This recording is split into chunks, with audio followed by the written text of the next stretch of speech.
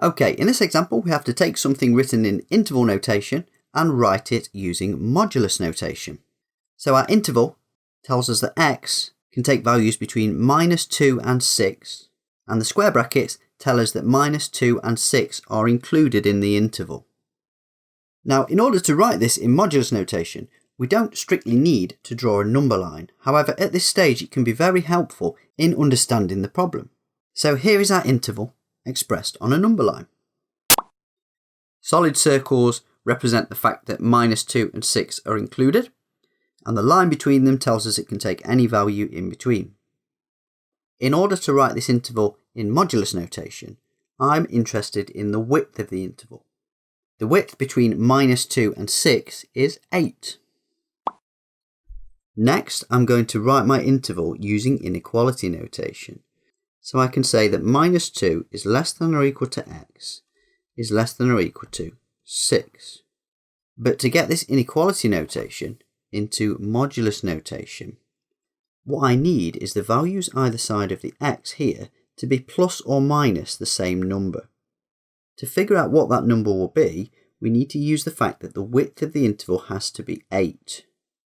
And so that means the numbers either side would have to be -4 and 4. That's the only way I can have a width of 8. So now we think, how do we get from our original inequality to one that has -4 and 4 here? Well, if I subtract 2 from each part of the inequality, -2 subtract 2 is -4. 6 subtract 2 is 4. So in the middle, I will have x minus 2. Now that I have it written symmetrically like this, I can write down my interval in modulus notation. The mod of x minus 2 is less than or equal to 4. Okay, before you have a go on for yourself, I'd just like you to make a couple of annotations of this example. So in annotation 1, what did we do here? What does this 8 represent? And then in annotation 2, what happened between this step and this step? How did we know we wanted -4 and 4? Okay, pause the video, have a go at writing it in your own words, and then come back and check your answers against mine. Okay, here's my answer for number 1 then. I've put that the first thing we do is we find the width of the interval. And then in number 2, I've put 2 bullet points. The first one is find half of the width. And then for the second one, I've put shift the interval.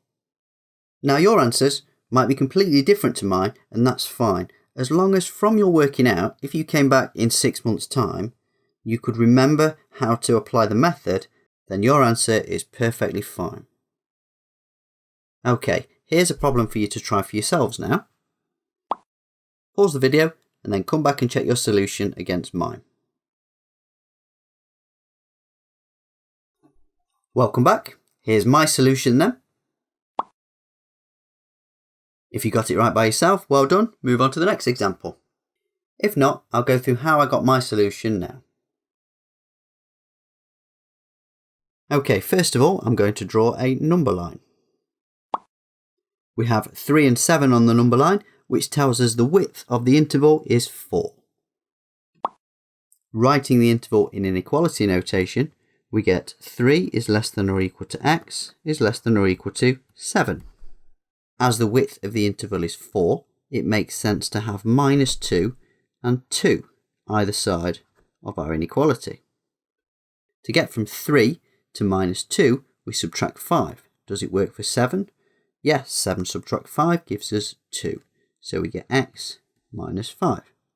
That means we can write our interval in modulus notation as mod of x minus 5 is less than or equal to 2.